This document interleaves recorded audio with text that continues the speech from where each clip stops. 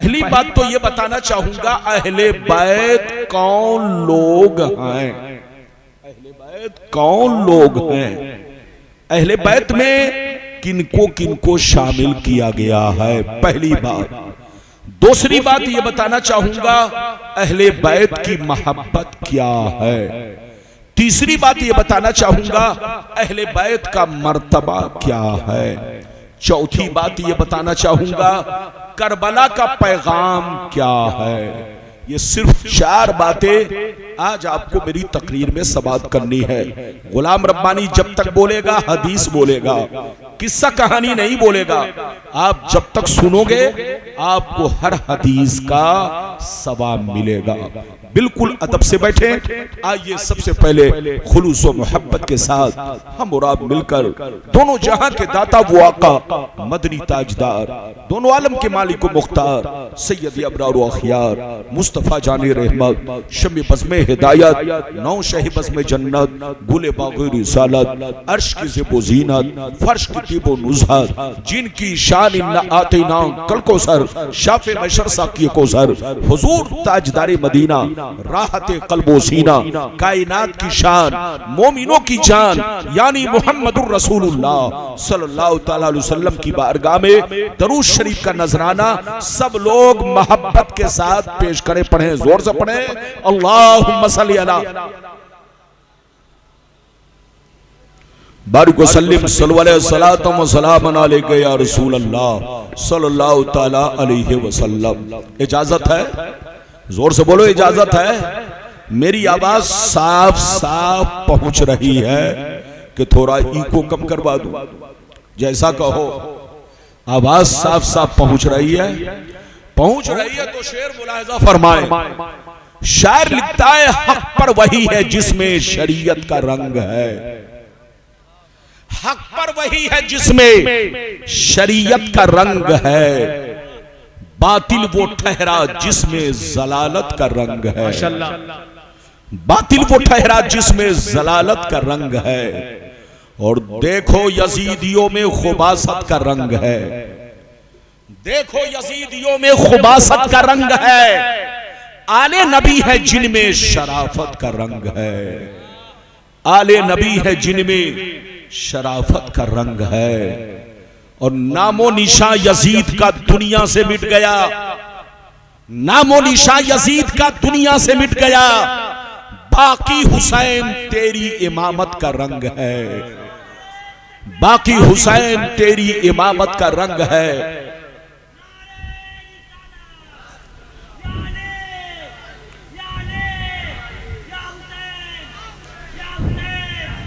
बाकी हुसैन तेरी इमामत का रंग है। और गुजरे हुए जमाना हुए फिर भी आज तक, गुजरे हुए जमाना हुए फिर भी आज तक करबल की सरजमी पे शहादत का रंग है। करबल की सरजमी पे शहादत का रंग है। और ये भी शेर मुलाहिजा फरमाए, दौरे हयात आएगा कातिल कज़ा के बाद, है इब्तिदा हमारी तेरे इंतहा के बाद। कत्ले हुसैन असल में मर्गे यजीद है। इस्लाम जिंदा होता है हर करबला के बाद। मेरे दोस्त, मेरे अजीज, मेरे बच्चे, फतेहपुर मधोपुर के बाशऊर मुसलमान, अगर वाकई आपने मेरी तकरीर को दिल से सुन लिया तो कोई भी बेईमान आपके दिलों से अहले बैत की मोहब्बत नहीं निकाल पाएगा। बशर्ते के मेरी तकरीर को दिल से सुने, दिलो दिमाग में बसाने की कोशिश करे। अभी मैंने कुरान की जिस आयत को मौजू बनाया, अल्लाह ताला का इरशाद पाक, कुल ला अस्अलुकुम अलैहि अजरन इल्लल मवद्दत फिल कुर्बा। ऐ रसूल, आप अपने कलमा पढ़ने वालों से कह दीजिए, आप अपने मानने वालों से कह दीजिए, आप अपने चाहने वालों से कह दीजिए कि मैं तबलीगे दीन पर तुमसे कोई बदला नहीं मांगता। मैं तबलीगे दीन पर तुमसे कोई मुआवजा नहीं मांगता। मैं तबलीगे दीन पर तुमसे कोई उजरत नहीं तलब करता।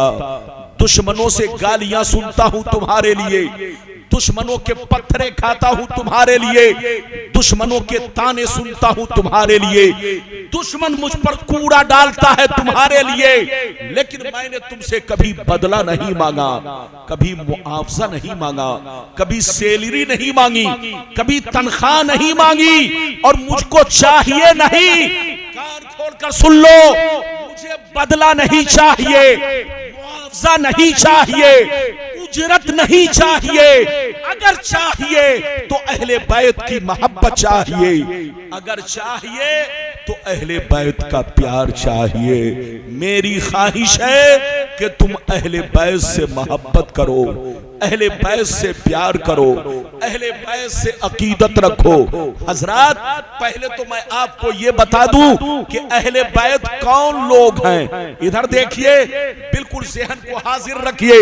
हजरत फातिमा अहले बैत में है, मौला अली अहले बैत में है, इमाम हसन अहले बैत में है, इमाम हुसैन अहले बैत में है, और फुक़हाए किराम फरमाते हैं नबी की जितनी बीवियां हैं सब अहले बैत से है, नबी के जितने खादिम हैं सब अहले बैत से है, नबी के जितने बेटे हैं 3 बेटे वो भी अहले बैत से है, नबी के घर वाले सब के सब अहले बैत से है। याद रखिए, कुरान कहता है मैं तुमसे कुछ नहीं मांगता मगर अहले बैत की मोहब्बत, अहले बैत का प्यार, अहले बैत की उल्फत। ऐ सुन्नियों, अहले बैत से मोहब्बत करते रहो, इसी में तुम्हारे ईमान की बका है, ईमान की सलामती है, ईमान का तहफ्फुज है। जो अल्लाह के खिलाफ बोलेगा वो काफिर हो जाएगा, जो रसूल के खिलाफ बोलेगा वो काफिर हो जाएगा, जो अहले बैत पैगंबर के खिलाफ बोलेगा वो काफिर हो जाएगा। तो अल्लाह की मोहब्बत ईमान की सलामती है, रसूल की मोहब्बत ईमान की सलामती है, अहले बैत की मोहब्बत ईमान की सलामती है। इसलिए मोहब्बत करते रहो, गर्चे तुमको कत्ल कर दिया जाए, गर्चे तुमको आग में जला दिया जाए, गर्चे तुमको कुएं में डाल दिया जाए, मगर कभी अल्लाह के खिलाफ मत बोलना, रसूल के खिलाफ मत बोलना, नबी के अहले बैत के खिलाफ मत बोलना। मेरी तरफ देखिए, लेकिन आज कुछ लोग दाढ़ी टोपी वाले, अरे बोलो, जोर से बोलो, कुछ दाढ़ी टोपी वाले अपने आप को मुसलमान कहते हैं, नबी का कलमा पढ़ते हैं, नमाज भी पढ़ते हैं, रोजा भी रखते हैं, लेकिन जैसे मुहर्रम का महीना आता है तो वो कहते हैं यजीद को बुरा मत कहो, यजीद को गलत मत कहो, यजीद कुस्तुनतुनिया की जंग में गया था और सरकार ने जन्नत की बशारत दी है, यजीद हक पर है। ये कौन लोग कहते हैं? अरे बोलो, जिनको आप मुसलमान समझते हो, दाढ़ी टोपी वाला, कलमा पढ़ने वाला, लेकिन कसम खुदा वो नाम का मुसलमान है, काम का मुसलमान नहीं है। हजरात, तारीख की किताब पढ़ते जाइए, आपको पता चलेगा यजीद उस जालिम इंसान का नाम है जिसने काबे पर हमला करवाया, यजीद उस जालिम इंसान का नाम है जिसने मदीना पर हमला करवाया, यजीद उस जालिम इंसान का नाम है जिसने मक्का और मदीना के हजारों सहाबा को कत्ल करवाया, यजीद उस जालिम इंसान का नाम है जिसने मदीने की पाक दामन औरतों के सामने अपने फौजियों को कुत्तों की तरह छोड़ दिया, यजीद उस जालिम इंसान का नाम है जो खुल्लम खुल्ला नमाज छोड़ता था, शराब पीता था, अय्याशिया करता था, लोगों पर जुल्म ढाता था। इतना बड़ा मुजरिम, इतना बड़ा पापी, इतना बड़ा गुनहगार, लेकिन उसको कुछ लोग कहते हैं रहमतुल्लाह अलैह, कुछ लोग कहते हैं हक पर है, कुछ लोग कहते हैं, बोलो, कुछ लोग कहते हैं कुस्तुनतुनिया की जंग में शरीक हुआ था। अबे पगला, कान खोलकर सुन लो, याद रखो, तारीख की किताब पढ़ो, सारी दुनिया के उलमा एक तरफ है, सबका यही कहना है यजीद गलत है, यजीद, बोलो, यजीद गलत है, यजीद मुजरिम है, यजीद जहन्नमी है। तो सारी दुनिया के उलमा यजीद के जुर्म पर इत्तेफाक रखते हैं। लेकिन तुम कैसे मुसलमान हो कि कहते हो कि यजीद हक पर है। आज के बाद से कोई यजीद को हक पर कहे तो सीधा जवाब दीजिए कि जो यजीद की औलाद है वो यजीद को हक पर मानती है, जो हुसैन का गुलाम है वो हुसैन को हक पर मानता है। याद रखो, मैं आपको हदीस सुनाऊंगा, लेकिन एक बात कहना चाहता हूं, इजाजत है? अरे जोर से बोलो, इजाजत है? ये बताओ यजीद के बेटा का नाम क्या था, मालूम है? अरे बोलो, यजीद के बेटा का नाम क्या था? मुआविया। क्या नाम था? जोर से बोलो, मुआविया। उनके अब्बा का नाम हजरते अमीर मुआविया। यजीद के अब्बा बोलो बहुत बड़े सहाबी और आशिके रसूल, लेकिन आशिके रसूल का बेटा गद्दार निकला, कातिले हुसैन निकला। नवासे रसूल का जिसने खून बहाया वही आशिके रसूल का ये गद्दार बेटा। वली के घर में जैसे शैतान होता है, एक कहावत है ना, वली के घर में शैतान, तो बाप वली, बाप सहाबी, बाप आशिके रसूल, लेकिन बेटा कातिले हुसैन, कातिले नवासे रसूल। मेरी तरफ देखिए, यजीद के बेटा का नाम मुआविया है। क्या नाम है? जोर से बोलो, यजीद के बेटा का नाम मुआविया। जब यजीद मरने लगा, यजीद जब मरने लगा तो लोगों ने उसके बेटा को बाप की कुर्सी पर बैठाना चाहा, बाप की कुर्सी पर बैठाना चाहा।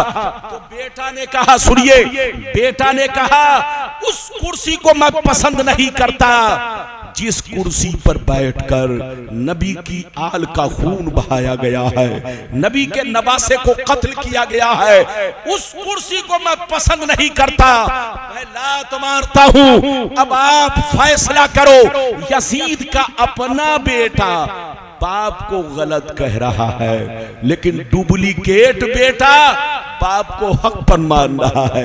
अरे अपना बेटा, असली बेटा बाप को गलत कहता है, और जो डुप्लीकेट है वो कहता है यजीद हक पर है।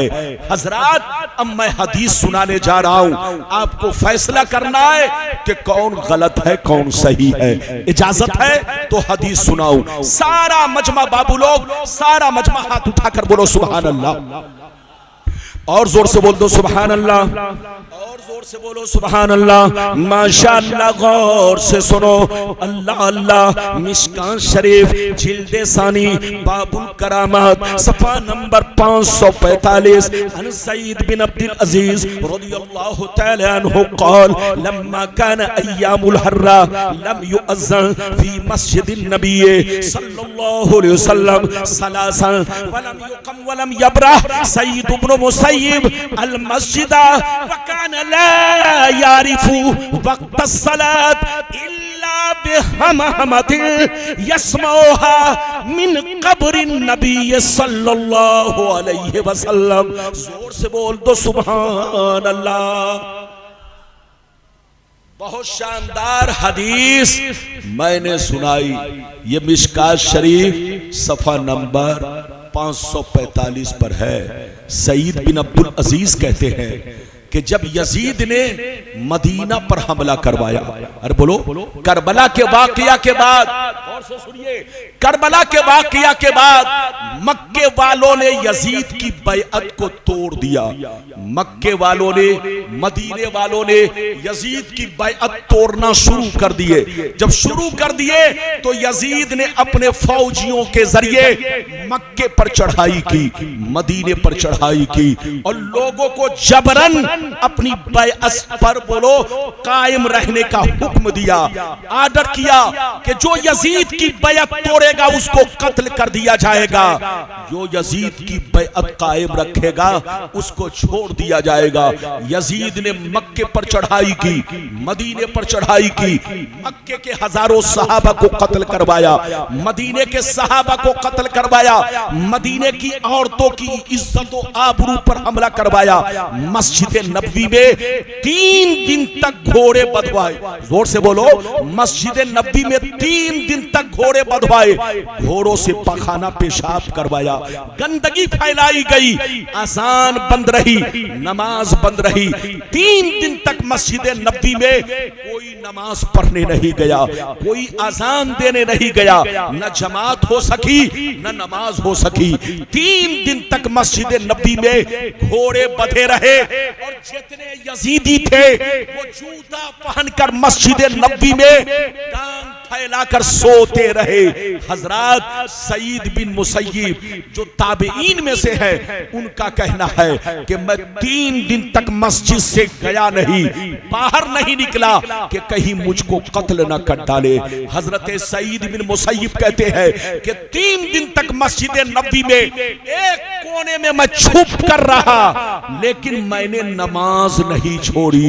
कोई नमाज पढ़ने तो नहीं आया, अजान नहीं हुई, 3 दिन तक कर्फ्यू जैसा माहौल रहा, कोई मस्जिद में नहीं आया, लेकिन मैंने नमाज नहीं छोड़ी। वो फरमाते हैं, सुनिए, वो फरमाते हैं कि मैंने 3 दिन तक अकेले नमाज पढ़ी, मैंने 3 दिन तक अकेले नमाज पढ़ी। न अजान हो सकी, न जमात हो सकी, न बाहर का कोई आदमी आया, मैं अकेले 3 दिन तक नमाज पढ़ता रहा। लेकिन किस तरह पढ़ा, वक्त को कैसे पहचाना, टाइम को कैसे पहचाना, वो फरमाती है मैं बाहर नहीं निकलता कि सूरज को देखकर वक्त का अंदाजा लगा लूं, बाहर भी नहीं निकलता कि मैं रात को भी नहीं निकलता कि सितारों को देखकर वक्त का अंदाजा लगा लूं। वो फरमाती है कि मैंने 3 दिन तक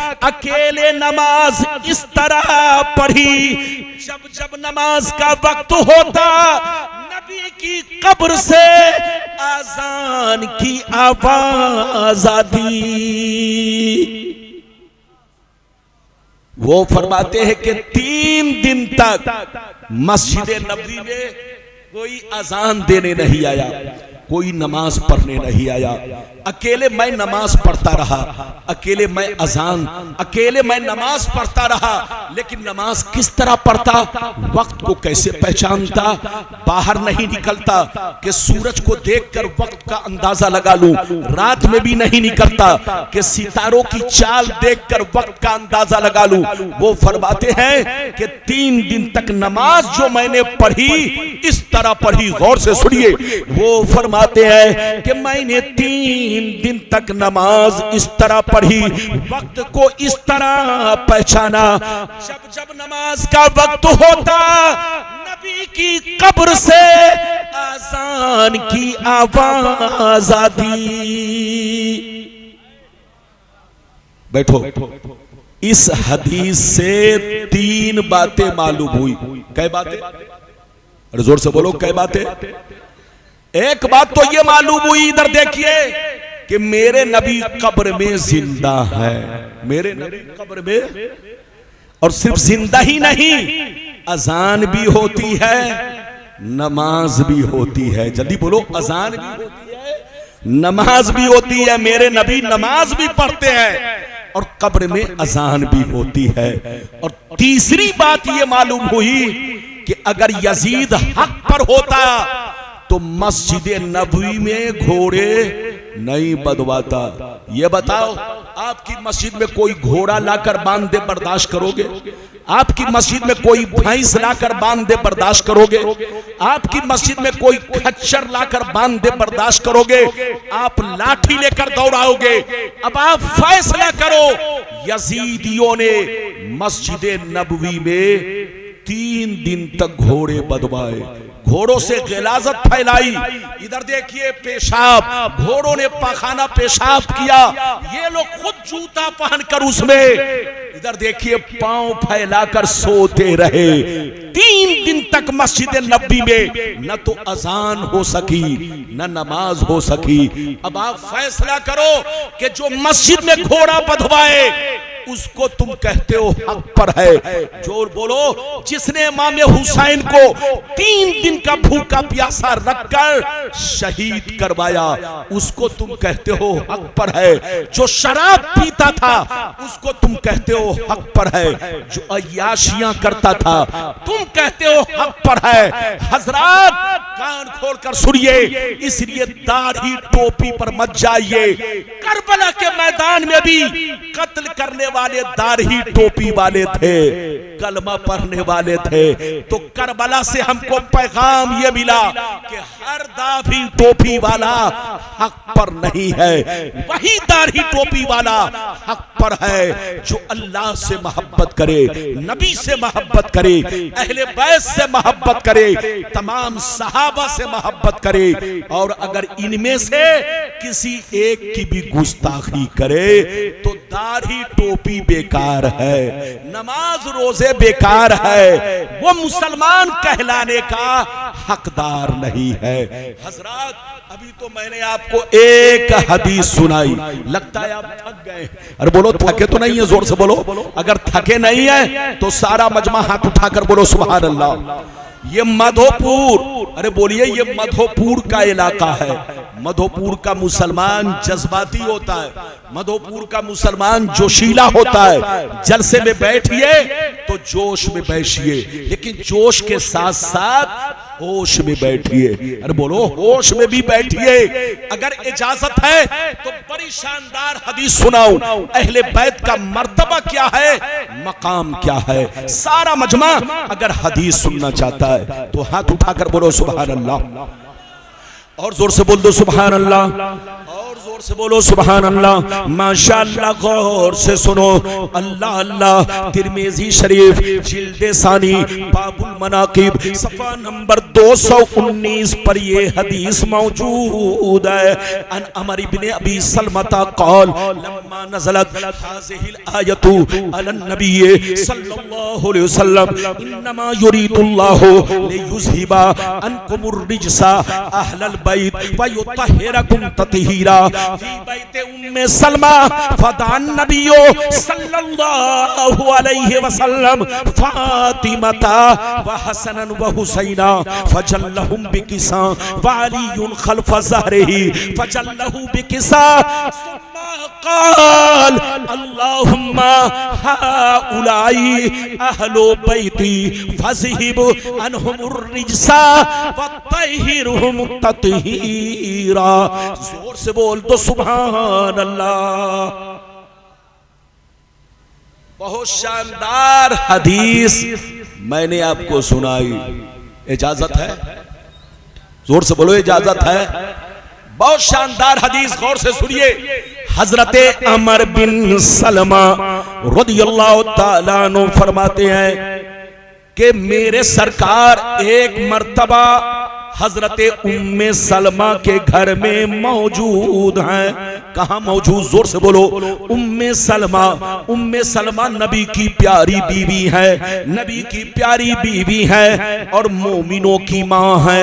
आपकी माँ, मेरी माँ, सारे मोमिनों की माँ सरकार उम्मे सलमा के घर में मौजूद है। इतने ही में कुरान की आयत नाजिल हुई, इन्नमा युरीदुल्लाहु लियुज़हिबा अन्कुमुर रिजसा अहलल बैत व युतहिरकुम तत्हीरा।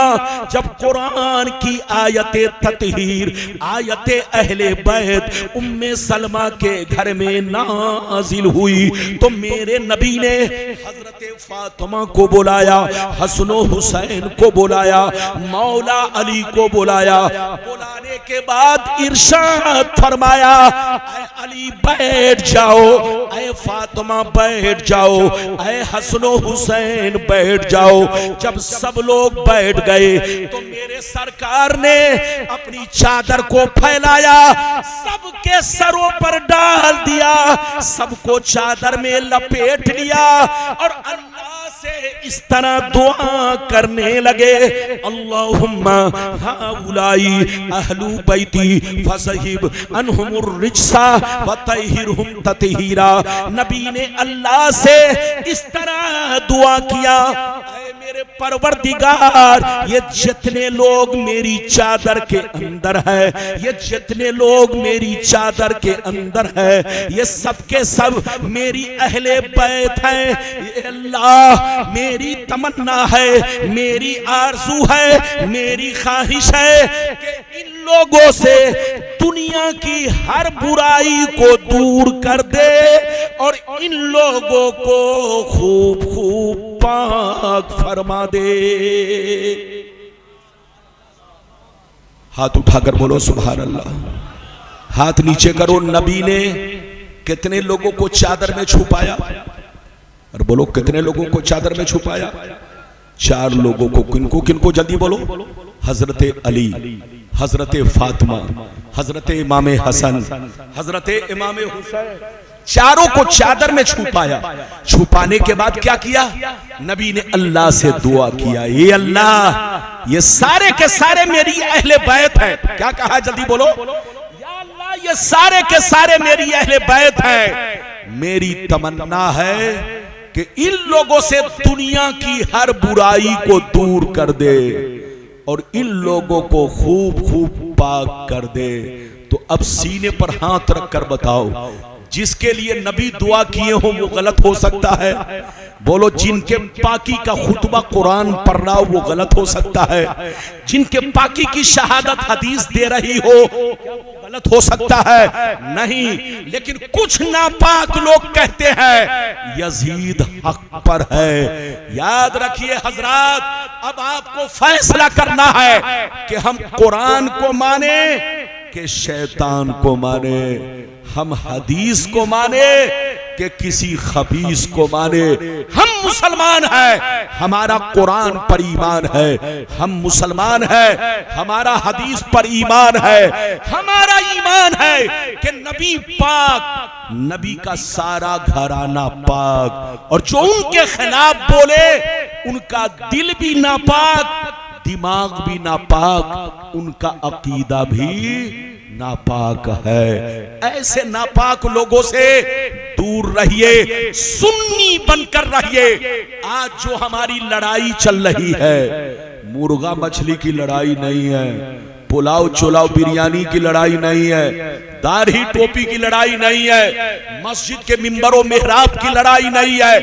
दुनिया कहती है कि सुन्नी मौलवी हमारे खिलाफ बोलता है। आप उनसे कह दो कि सुन्नी मौलवी सबके खिलाफ नहीं बोलता, उसके खिलाफ बोलता है जो मेरे मुस्तफा के खिलाफ बोलता है, उसके खिलाफ बोलता है जो अहले बैत रसूल के खिलाफ बोलता है, उसके खिलाफ बोलता है जो किसी सहाबी के खिलाफ बोलता है। मगर जो मोहब्बत करता है, हम मोहब्बत करते हैं। हम ये नहीं देखते बरेली का कौन है, हम ये नहीं देखते कछौछा का कौन है, हम ये नहीं देखते अजमेर का कौन है, हम ये नहीं देखते मक्का मदीना का कौन है। चाहे वो जहां का रहने वाला हो, अगर मोहब्बत करता है तो सीने में बसा लेते हैं, और खिलाफ बोलता है तो जूतियों की ठोकर से मार देते हैं। याद रखिए, हमारा उसी से रिश्ता है जिसका रिश्ता अल्लाह रसूल से है। हमारा उसी से रिश्ता है जिसका रिश्ता सहाबी से भी है और अहले बैत से भी है। अभी तो मैंने 2 हदीस सुनाई, जल्दी इनको बैठाइए। लगता है ये कमेटी के सेक्रेटरी मालूम हो रहे हैं। अरे बोलो जनाब, बैठिए, बिल्कुल अदब से बैठिए। इजाजत है तो मैं तीसरी हदीस सुनाऊं, आप जाएंगे नहीं। जम के आपको मेरे बाद अख्तर काशिफ और जनाब अजमत रजा भागलपुरी, याद रखिए पूरे भारत में इन्होंने अभी धूम मचा रखा है। अरे जल्दी बोलिए, हम लोग तो बोलो बहुत दिन से बोल रहे हैं, अजमत साहब पूरे भारत को आज माशाअल्लाह अपनी नातों के नगमों से दीवाना बनाए हुए हैं। तो मेरे बाद आप इनको जम के सुनेंगे। इजाजत दीजिए तो मैं तीसरी हदीस सुनाता हूं। कलेजा दहल जाएगा, कलेजा, लेकिन ऐसे नहीं सुनाऊंगा। सारा मजमा बाबू लोग हाथ उठाकर बोलो सुभान अल्लाह, और जोर से बोल दो सुभान अल्लाह, और जोर से बोलो सुभान अल्लाह, माशाअल्लाह। गौर से सुनो, अल्लाह अल्लाह। तिरमिज़ी शरीफ जिल्द सानी बाबुल मनाकिब सफ़ा नंबर 220 पर ये हदीस मौजूद है। अन इब्ने अब्बास रज़ियल्लाहु तआला अन्हु क़ाल क़ाल रसूलुल्लाह सल्लल्लाहु तआला अलैहि वसल्लम अहिब्बुल्लाह लिमा यग़ज़ुकुम मिन निअमी व अहिब्बुनी बिहुब्बिल्लाह व अहिब्बु अहला बैती बिहुब्बी।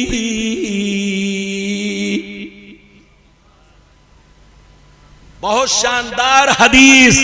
इधर देखिए, नबी ने फरमाया 3 मोहब्बतें मेन हैं। कै मोहब्बतें? बोलो दुनिया में कितनी मोहब्बतें? बोलिए दुनिया में कितनी मोहब्बतें मेन हैं? जल्दी बोलो। 3। इधर देखिए, मोहब्बत की तो बेशुमार किस्में है। अरे बोलो मोहब्बत की बेशुमार किस्में है। माँ बाप की मोहब्बत, बच्चों की मोहब्बत, बीवी की मोहब्बत, औलाद की मोहब्बत, पड़ोसी की मोहब्बत, भाई बहन की मोहब्बत, आलिम की मोहब्बत, पीरो मुर्शिद की मोहब्बत। दुनिया में मोहब्बत तो बेशुमार है। अरे बोलो, हर मोहब्बत का रंग अलग अलग और हर मोहब्बत का मिजाज अलग अलग है। लेकिन नबी क्या कहते हैं सुनिए। नबी फरमाते हैं कि दुनिया में मेन मोहब्बतें 3 है। मेन मोहब्बतें 3 है, जो सारी मोहब्बतों की जान है, जो सारी मोहब्बतों की रूह है, जो सारी मोहब्बतों की असल है। वो कितनी मोहब्बतें? जोर से बोलो। 3 मोहब्बतें। गौर से सुनिए। मोहब्बत का पहला दर्जा ये है, मोहब्बत का पहला जीना ये है, मोहब्बत की पहली सीढ़ी ये है। नबी फरमाते हैं मोहब्बत का अव्वल दर्जा ये है, मोहब्बत का पहला जीना ये है, मोहब्बत का पहला हक ये है कि तुम जहां भी रहो, जिस हाल में रहो, मगर अल्लाह से मोहब्बत करो। जल्दी बोलो। मोहब्बत, मेन मोहब्बतें कितनी है? अरे हाथ उठाकर बोलो, मेन मोहब्बतें कितनी है? 3। ये तीनों सीने में है तो मां की मोहब्बत काम आएगी, बाप की मोहब्बत काम आएगी, पीर की मोहब्बत काम आएगी, आलिम उलमा की मोहब्बत काम आएगी। लेकिन अगर तीनों में से एक भी निकल जाए तो सारी मोहब्बतों पर पानी फिर जाए। आप सोने के बराबर पहाड़ खर्च कर डालो, गरीबों को दे दो, लेकिन कोई सवाब नहीं मिलेगा जब तक ये तीनों मोहब्बतें सीने में ना हो। वो 3 मोहब्बत क्या है सुनिए। नबी फरमाते हैं मोहब्बत का पहला दर्जा ये है, मोहब्बत की पहली सीढ़ी ये है, मोहब्बत का पहला जीना ये है कि तुम लोग जहां भी रहो, जिस हाल में रहो, जैसे भी रहो, मगर अल्लाह से मोहब्बत करो। हर हाल में अल्लाह से मोहब्बत करो। कभी नाशुक्री मत करो। अगर अल्लाह मुसीबत दे तो सब्र किया करो, अल्लाह दौलत दे तो शुक्र बजा लाओ। नबी फरमाते हैं तुम जहां भी रहो, जिस हाल में रहो, मगर अल्लाह से मोहब्बत करो। ये पहली मोहब्बत, ये पहली मोहब्बत। और दूसरी मोहब्बत सुन लो। नबी फरमाती है अगर अल्लाह से सच्ची मोहब्बत है तो मैं उसका रसूल हूँ, मुझसे भी मोहब्बत करो। मैं उसका रसूल हूँ, मुझसे भी मोहब्बत करो। ये दूसरी मोहब्बत है। और तीसरी मोहब्बत ये है अगर मुझसे सच्ची मोहब्बत है तो मेरी अहले बैत से मोहब्बत करो। नबी फरमाते हैं ये 3 मोहब्बतें असल हैं। सारी मोहब्बतों पर ये 3 मोहब्बत भारी है। अगर एक भी निकल जाए तो चाहे आप नमाज पढ़ो, चाहे रोजा रखो, चाहे हज करो, चाहे ज़कात दो, जोर से बोलो, कोई फायदा नहीं है। तीनों मोहब्बत सीने में होना, जोर से बोलो, जरूरी है। अच्छा एक बात बताइए, इधर देखिए, करबला, क्या दुनिया में सिर्फ जंगे करबला हुई या और भी जंग है? अरे बोलो, इस्लाम में सिर्फ जंगे करबला है कि और भी जंगे? अरे बोलो, और भी जंगे हैं ना? क्या सिर्फ हुसैन शहीद हुए कि और भी मुसलमान शहीद हुए? शहीद हुए ना भाई। लेकिन बताओ, इधर देखो, जंगे बद्र में मुसलमान बोलो 313 थे, उसमें भी कुछ मुसलमान शहीद हुए। अरे बोलो, जंगे उहुद में मुसलमान शहीद हुए, जंगे खंदक में मुसलमान शहीद हुए, जंगे खैबर में मुसलमान शहीद हुए। लेकिन अब आप बताओ, उन शहीदों का नाम क्यों नहीं लेते? उन शहीदों का तज़किरा क्यों नहीं करते? उन शहीदों की याद क्यों नहीं मनाते? आखिर हुसैन की याद क्यों मनाते हैं हजरात? उसकी वजह यह है, दुनिया में जंगे तो बहुत हुई, गज़वे तो बहुत हुए, लेकिन किसी गज़वे में रसूल का खून नहीं बहाया गया।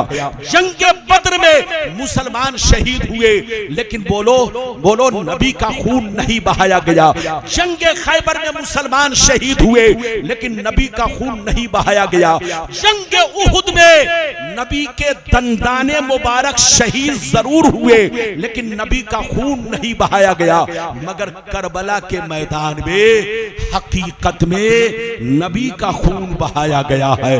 करबला के मैदान में हकीकत में नबी का खून बहाया गया है, इसलिए कि हुसैन की रगों में फातिमा का खून है और फातिमा की रगों में मुस्तफा का खून है। और जहां पे नबी के खून का एक कतरा गिरेगा, दीवाने कभी बर्दाश्त नहीं कर सकते, दीवाने अपनी जान देने के लिए तैयार होंगे। हजरात, आज करबला को अहमियत इसीलिए हासिल है कि करबला के मैदान में जालिम यजीदियों ने बोलो तकलीफ जो पहुंचाई वो हुसैन को नहीं, हकीकत में नबी को तकलीफ पहुंचाई।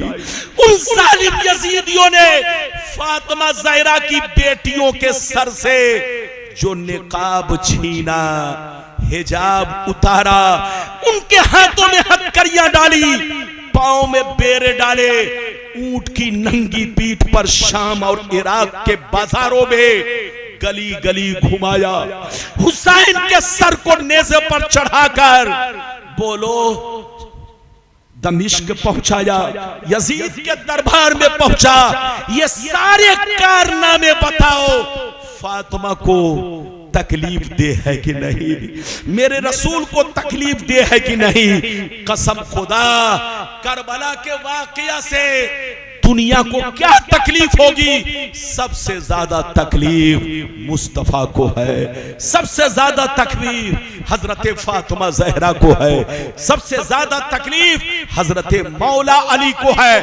और नबी ने फरमाया कि जिसने मुझको तकलीफ दी उसने अल्लाह को तकलीफ दी, और जिसने अल्लाह को तकलीफ दी वो जहन्नमी है। तो इस हदीस से पता चला, करबला में जितने लोग हुसैन को कत्ल करने गए थे, जितने लोग हुसैन के सर को नेज़े पर चढ़ाकर पीछे पीछे चल रहे थे, जैसे यजीद जहन्नमी, सारे यजीदी भी जहन्नमी है। ऐ सुन्नियों, नबी से मोहब्बत करो, अल्लाह से मोहब्बत करो, आले नबी से मोहब्बत करो। अब मैं आपको बड़ी शानदार हदीस और भी सुना दूं, आप घबराए नहीं। मेरी तकरीर का वक्त पर खत्म, मेरी तकरीर वक्त पर खत्म होगी, मेरे बाद इंशाअल्लाह आप जम के सुनेंगे। लेकिन बाबू लोग मेरी तरफ देखिए, बहुत शानदार हदीस सुनाने जा रहा हूं। इस हदीस को आप लोग सुन चुके हैं, लेकिन मतलब आपने सही नहीं सुना होगा। अरे जल्दी बोलो, हदीस तो सुन चुके हैं लेकिन मतलब सही से नहीं सुना होगा। आज जो मैं मतलब बयान करने जा रहा हूं, कलेजा दहल जाएगा। इजाजत है तो हदीस पहले सुनिए, फिर मतलब सुनिए। इजाजत है तो माशाअल्लाह सारा मजमा हाथ उठाकर बोलो सुभान अल्लाह।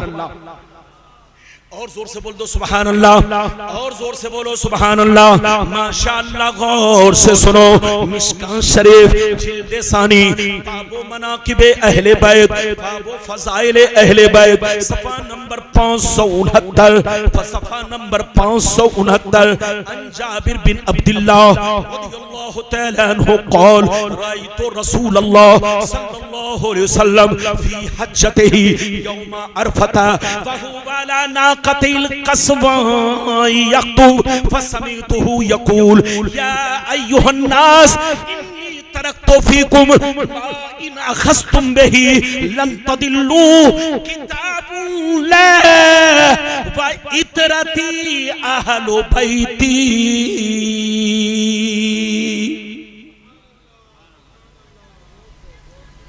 बहुत शानदार हदीस। चुपचाप बैठिए, तकरीर सुनना जरूरी है, मगर बोलो ना शरीफ सुनना जरूरी। अरे बोलो जरूरी, जरूरी समझते हो? जरूरी का मतलब बगैर उसके काम ना हो। तकरीर सुनोगे तो जिंदगी में इनकलाब आएगा।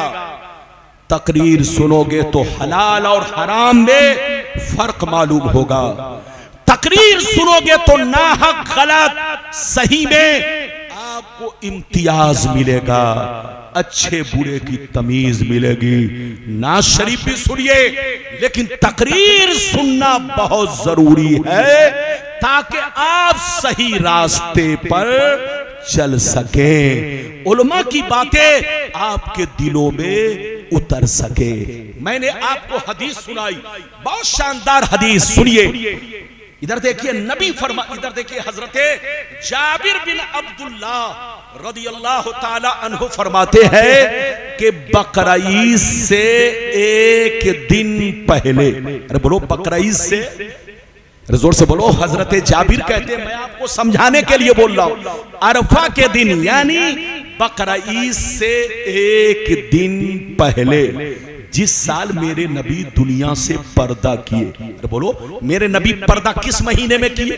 रबीउल अव्वल शरीफ में। अरे बोलो मेरे नबी पर्दा किस महीने में किए? रबीउल अव्वल शरीफ में। जिस साल पर्दा किया उसी साल नबी ने हज किया। तो हज के दौरान अरफा के मैदान में, किसके मैदान में?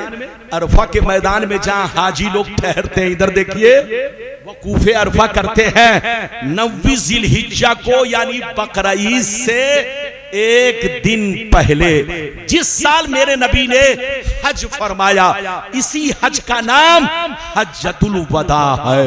नबी ने हज किया और हज करने के बाद बकरीद से एक दिन पहले नबी ने ऊंटनी पर सवार होकर भरे मैदान में सहाबा को खिताब किया, तकरीर फरमाई, वाजो नसीहत किया, बड़ी लंबी तकरीर मैदान में किया। बकरीद से एक दिन पहले वकूफे अरफा में, इधर देखिए वकूफे अरफा के दरमियान 9 जिलहिज्जा को अपनी ऊंटनी पर सवार होकर मेरे नबी ने बड़ा लंबा खिताब फरमाया, बड़ी लंबी तकरीर फरमाई। तकरीर में बहुत सारी बातें बयान की, लेकिन आखिरी में क्या कहा सुनिए, आखिरी में क्या कहा सुनिए। नबी ने इरशाद फरमाया, हजरत जाबिर कहते हैं नबी ने बड़ा लंबा खिताब फरमाया, बड़ी लंबी तकरीर फरमाई। जिस साल मेरे नबी ने पर्दा फरमाया, जिस साल मेरे नबी ने हज किया, वकूफे अरफा के दरमियान अपनी ऊंटनी पर सवार होकर एक लंबी तकरीर फरमाई, बहुत सारी बातें बयान की, लेकिन आखिरी में क्या कहा सुनिए। नबी ने आखिरी में कहा, ओ सहाबा, अनकरीब मैं दुनिया को छोड़कर जा रहा हूँ, अनकरीब मैं दुनिया को छोड़कर जा रहा हूँ। ओ सहाबा, फिर तुमसे मुलाकात हो या ना हो, कान खोलकर सुन लो।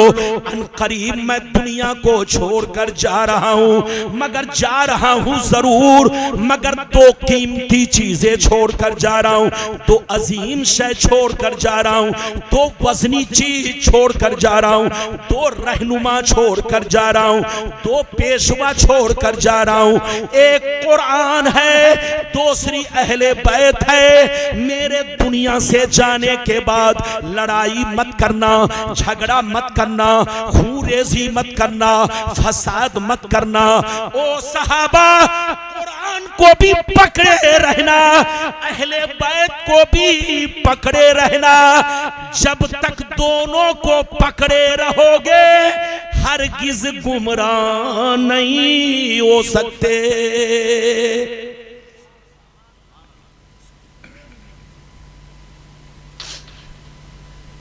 नबी ने ऊंटनी पर सवार होकर बड़ी लंबी तकरीर किया, बहुत सारी बातें बयान की। उसमें यह भी बयान किया क्या कि मैं दो चीजें छोड़ रहा हूं, मैं दुनिया से जा रहा हूं, फिर मुलाकात हो या ना हो, तुम मुझको देखो या ना देखो, मैं दुनिया से जा रहा हूं, मगर दो चीजें छोड़कर जा रहा हूं। एक कुरान, दूसरी अहले बैत। कुरान को भी पकड़े रहना और अहले बैत को भी पकड़े रहना। जब तक दोनों को मजबूती से पकड़े रहोगे तुम गुमराह नहीं हो सकते। हजरत, नबी ने दोनों को पकड़ने का हुक्म दिया। क्या कहा, जल्दी बोलो। नबी ने दोनों को पकड़ने का हुक्म दिया। इसका क्या मतलब है? इसका क्या मतलब है? तो मतलब आप सुनने के लिए तैयार हो जाइए, मेरी तरफ देखिए। नबी ने फरमाया कुरान को भी पकड़े रहना, अहले बैत को भी पकड़े रहना। इसका दो मतलब मैं बयान कर रहा हूं, इसका दो मतलब बयान कर। बच्चे कहां जा रहे हो? बेटा, ए बेटा, उठक बैठक मत करो, बड़ी कीमती बात है। इधर देखिए, बैठ जाइए, जल्दी बैठिए, बड़ी कीमती बात है। नबी ने क्या कहा? अहले बैत को भी पकड़े रहना और कुरान को भी पकड़े रहना। इसका मैं दो मतलब बयान कर रहा हूं, ध्यान से सुनिए। नबी ने फरमाया कुरान को भी पकड़े रहना, अहले बैत को भी पकड़े रहना। कुरान को इसलिए पकड़े रहना, कुरान को इसलिए पकड़े रहना कि ये अल्लाह की किताब है, अल्लाह की मजबूत रस्सी है। सारा कानून इसमें मौजूद है। इसमें नमाज का तरीका, रोजे का तरीका, जीने मरने का तरीका, निकाह तलाक का तरीका, मौत और इद्दत का तरीका, अल्लाह का सारा कानून कुरान में मौजूद है। अल्लाह का सारा कानून कुरान में मौजूद है। अल्लाह की मजबूत रस्सी है। कुरान को भी पकड़े रहना और अहले बैत को इसलिए पकड़े रहना कि जो अहले बैत होंगे उनकी जिंदगी कुरान के मुताबिक होगी।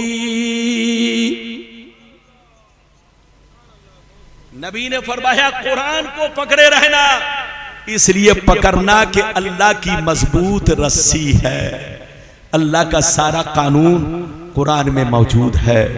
और अहले बैत को भी पकड़े रहना, इसलिए पकड़े रहना, उनका दामन मत छोड़ना, क्योंकि जो अहले बैत होंगे उनकी जिंदगी कुरान के मुताबिक होगी। अहले बैत शराबी नहीं होगा, अहले बैत बेनमाजी नहीं होगा, अहले बैत जुआरी नहीं होगा, अहले बैत शरीयत का गद्दार नहीं होगा। अहले बैत 5-5 अंगूठी हाथों में नहीं पहनेगा। अहले बैत औरत की तरह साड़ी नहीं पहनेंगे। अहले बैत औरतों की तरह बाल नहीं रखेंगे। जो अहले बैत होंगे उनकी जिंदगी कुरान के मुताबिक होगी। उनकी जिंदगी को देखते रहना, तुमको कुरान पर चलने का तरीका मालूम होगा। लेकिन आज के दौर में बड़े बड़े ढोंगी, बड़े बड़े मक्कार इस हदीस का गलत मतलब बयान करके 420 कहते करते हैं और कहते हैं अहले बैत को पकड़े रहो, अहले बैत को मत छोड़ो। अबे पगला, नबी ने दो बातें बयान की कि कुरान को भी पकड़े रहना, और अहले बैत को भी पकड़े रहना। नबी ने कुरान के साथ अहले बैत का तस्करा किया और अहले बैत के साथ कुरान का तस्करा किया। इसका मतलब अहले बैत में और कुरान में बड़ा गहरा रिश्ता होगा, बड़ी गहरी दोस्ती होगी, बड़ा गहरा ताल्लुक होगा। कुरान को पकड़ना क्योंकि अल्लाह की मजबूत रस्सी है, और अहले बैत को भी पकड़ना क्योंकि जो अहले बैत होंगे उनकी जिंदगी शरीयत के मुताबिक होगी।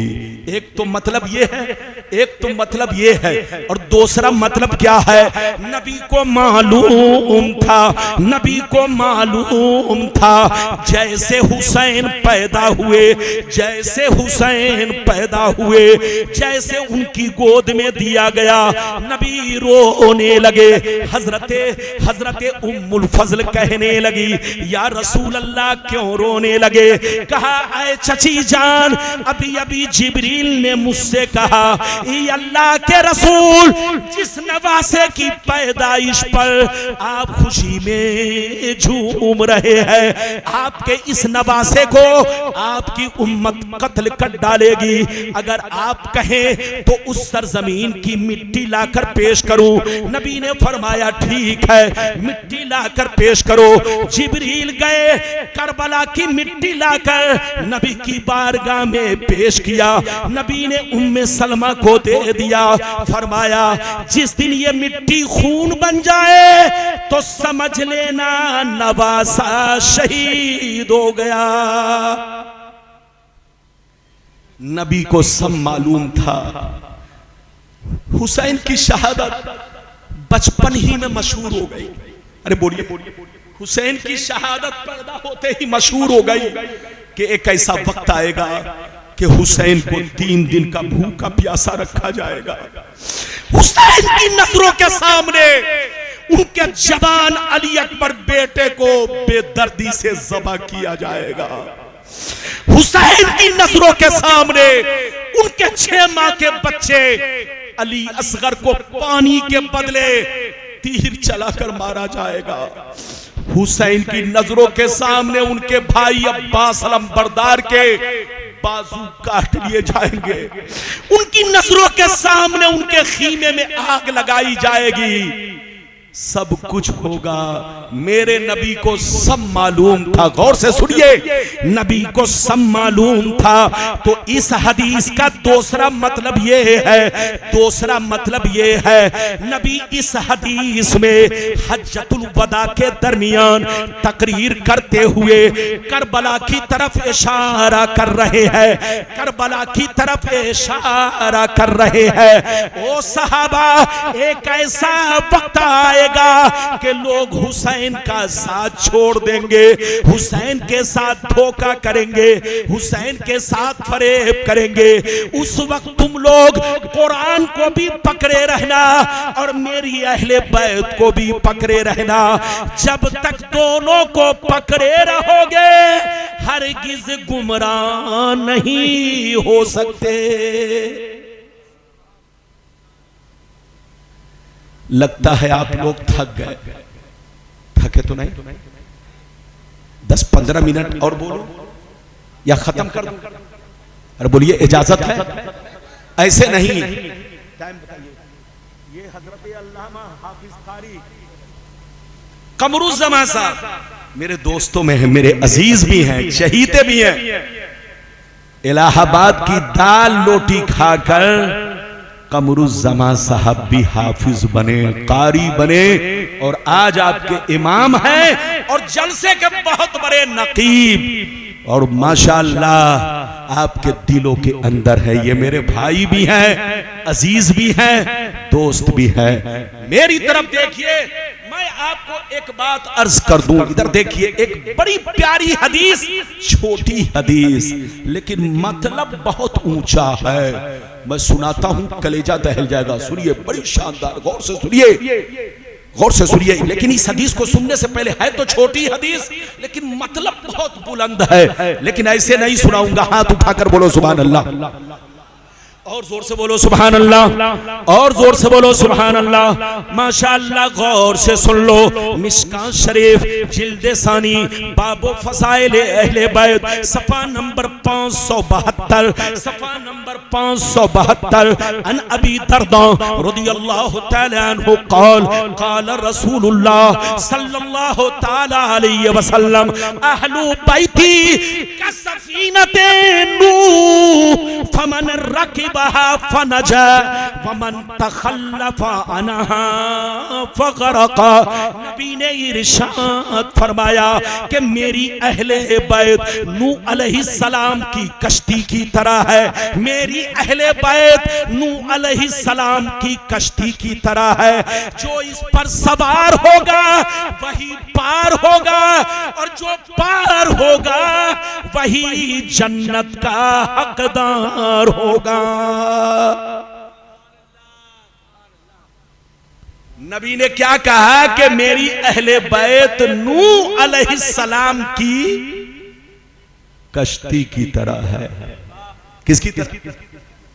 नूह अलैहिस्सलाम की कश्ती पे कितने लोग थे आपको मालूम है? बैठाइए बच्चा को, बैठाइए 10 मिनट, 10 मिनट बैठिए। अजमत आएंगे, नात पढ़ेंगे, सलाम हो पढ़ेंगे, आप जाएंगे। इधर देखिए, मुझे मालूम है कि 2 बज गए।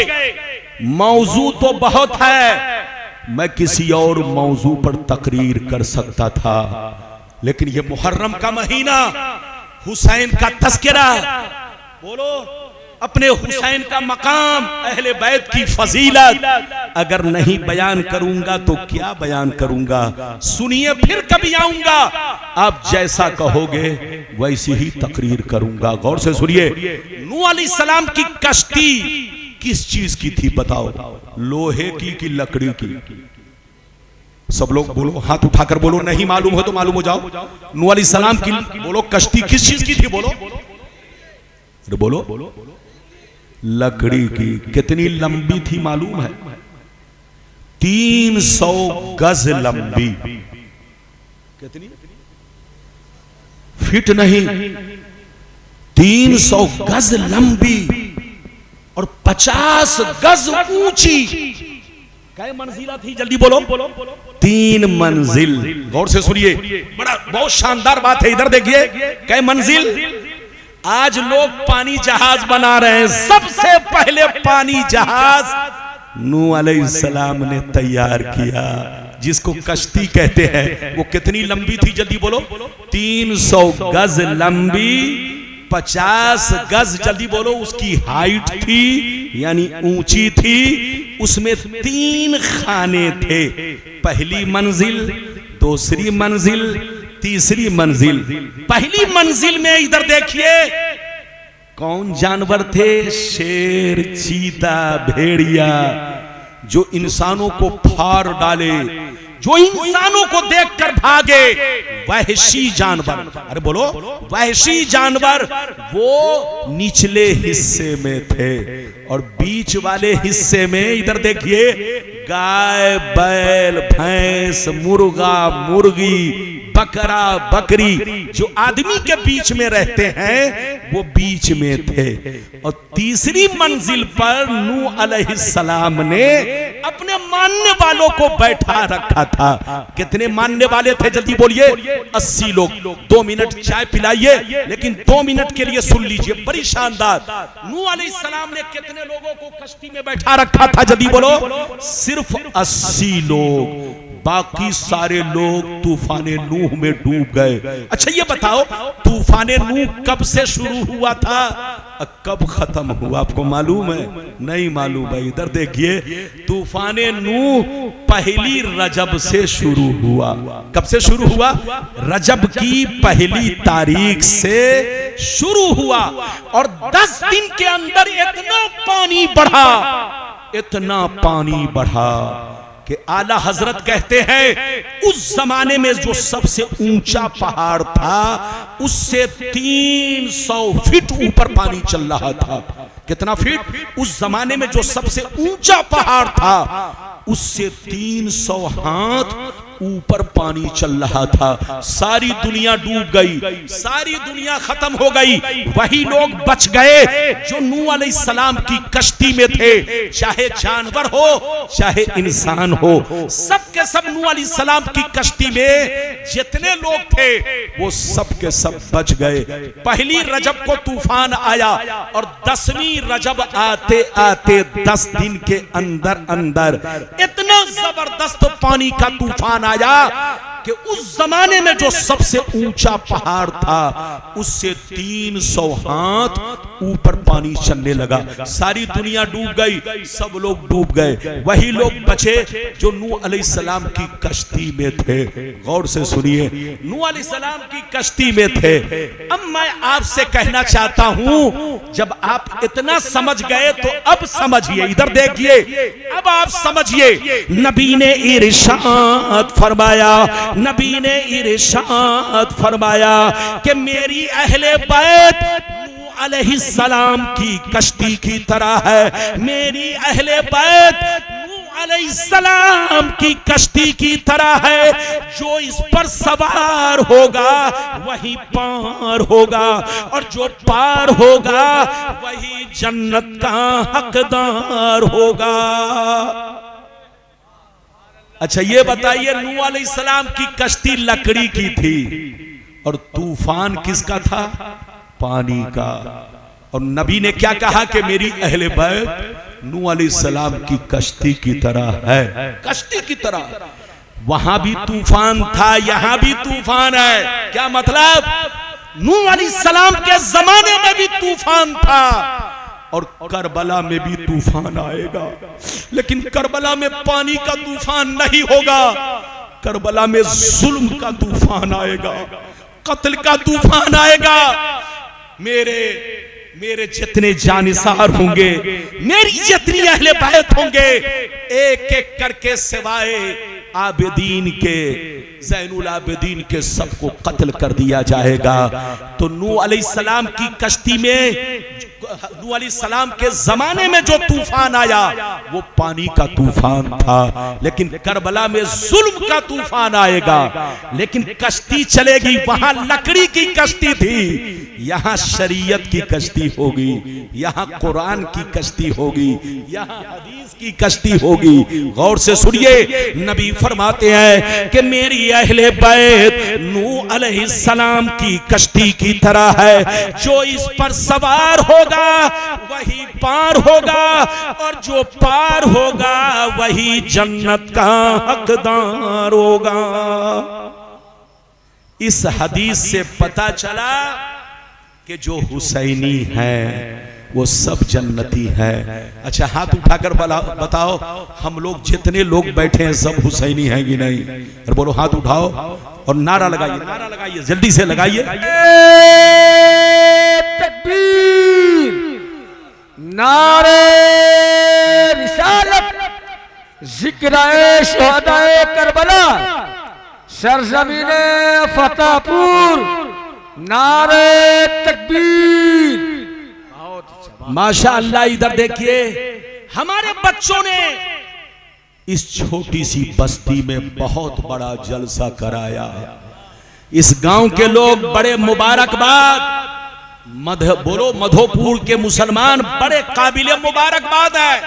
इस बरसात के महीने में हुसैन की याद में माशाअल्लाह इस छोटी सी बस्ती में बहुत बड़ा जलसा आपने कराया। मेरी दुआ है इस जलसे की बरकत से अल्लाह सबकी, बोलो, रोजी में बरकत अता फरमाए, सबके कारोबार में बरकत अता फरमाए। जितने नौजवानों ने इस जलसे में मेहनत किया, चंदा दिया, सुनने आए, अल्लाह सबके कारोबार में खूब खूब तरक्की अता फरमाए।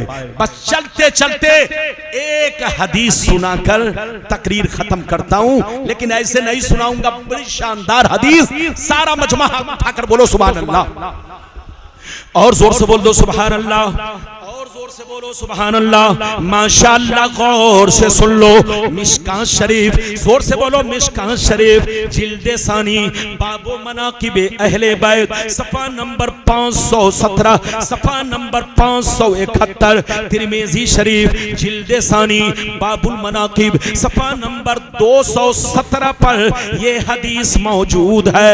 अन उसामा इब्न ज़ैद क़ाल तरक्तुन नबिय्या सल्लल्लाहु अलैहि वसल्लम ज़ाता लैलतिन फी बाज़िल हाजति फखरजन नबिय्यु सल्लल्लाहु अलैहि वसल्लम व हुवा मुश्तमिलुन अला शैइन ला अदरी मा हुवा फलम्मा फरक्तु मिन हाजति क़ुल्तु मा हाज़ल लज़ी अंत मुश्तमिलुन अलैहि फकशफहु फैज़ा हसनुन व हुसैनुन अला वरिकै फक़ाल हाज़ान इब्नाया वब्न इब्नती अल्लाहुम्मा इन्नी उहिब्बुहुमा फअहिब्बहुमा वअहिब्बा मैं युहिब्बुहुमा।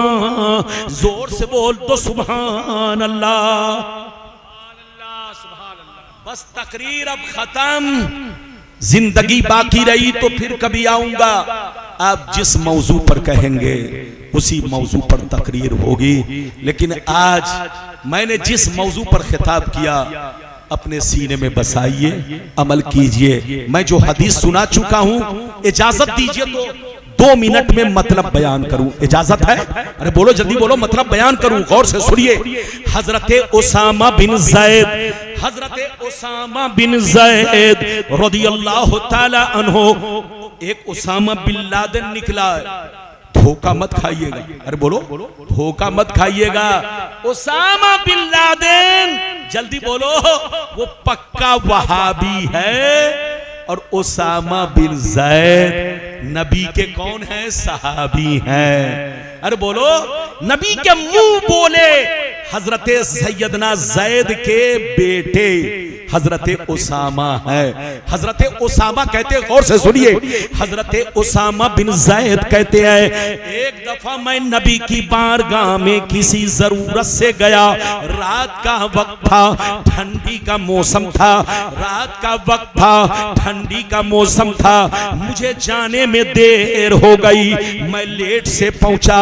नबी ने खाना खाकर अपना दरवाजा बंद कर लिया। नबी ने खाना खाकर, रात में ऐशा के बाद खाना खाकर दरवाजा को बंद कर लिया, आराम करने लगे। जब आराम करने लगे, हजरत उसामा कहते हैं कि मैंने दरवाजा खटखटाया, दरवाजा पे दस्तक दी, अंदर से आवाज आई, कौन? मैंने कहा उसामा बिन ज़ैद हूं। जैसे मेरे सरकार ने मेरा नाम सुना, जैसे मेरे सरकार ने मेरा नाम सुना, दरवाजा खोल दिया और कंबल ओढ़े हुए बाहर तशरीफ लाए, कंबल ओढ़े हुए बाहर तशरीफ लाए। सरकार बैठ गए, मैंने अपनी जरूरत को पेश किया, सरकार ने मेरी जरूरत पूरी की। उसके बाद मैंने अर्ज किया, अल्लाह के रसूल, ऐसा लग रहा है आपके कंबल के अंदर कोई कीमती चीज छुपी हुई है, आपके कंबल के अंदर कोई कीमती चीज छुपी हुई है। आपने किसी कीमती चीज को अपने बगल में छुपा के रखा है। ये अल्लाह के रसूल, क्या मुझको नहीं दिखाएंगे? मैं भी तो देख लूं वो कितनी कीमती चीज है। जैसे सरकार ने सुना, अपना दोनों पहलू ऊपर उठाया, अपना दोनों हाथ ऊपर उठाया। उसामा बिन ज़ैद कहते हैं कि मैं हैरत ज़दा रह गया। मैंने क्या देखा? दाएं बगल में इमामे हसन और बाएं बगल में हुसैन मौजूद है। सरकार जब हुजरे से बाहर आए तो कंबल ओढ़े हुए थे और बगल में दोनों नवासों को छुपा कर रखे थे कि कहीं ठंडी न लग जाए, कहीं ठंडी न लग जाए। उसामा कहते हैं कि जैसे मैं अपनी जरूरत से फारिग हुआ तो मैंने अर्ज किया, ये अल्लाह के रसूल, आपके बगल में क्या चीज है, क्या मैं नहीं देख सकता? जैसे नबी ने इतना सुना, तो अपना दोनों पहलू, दोनों हाथ ऊपर उठाया। जैसे ऊपर उठाया, मैंने नबी का अंदाज देखा तो आंखें अश्कबार हो गई, आंखों में आंसू आ गए। और दोनों नवासे इतने हसीन थे कि आज तक इतना हसीन बच्चा मैंने कभी नहीं देखा। मैंने देखा कि दाएं बगल में इमाम हसन और बाएं बगल में हुसैन मौजूद है। जब दोनों की खूबसूरती मैंने देखी तो मैं फिदा हो गया और नबी का अंदाज देखकर मैं रोने लगा। जब रोने लगा और प्यार से उनको देखने लगा दोनों बच्चों को, तो नबी ने अल्लाह से इस तरह दुआ किया, अल्लाहुम्मा इन्नी उहिब्बुहुमा फअहिब्बुहुमा वअहिब्ब मन युहिब्बुहुमा।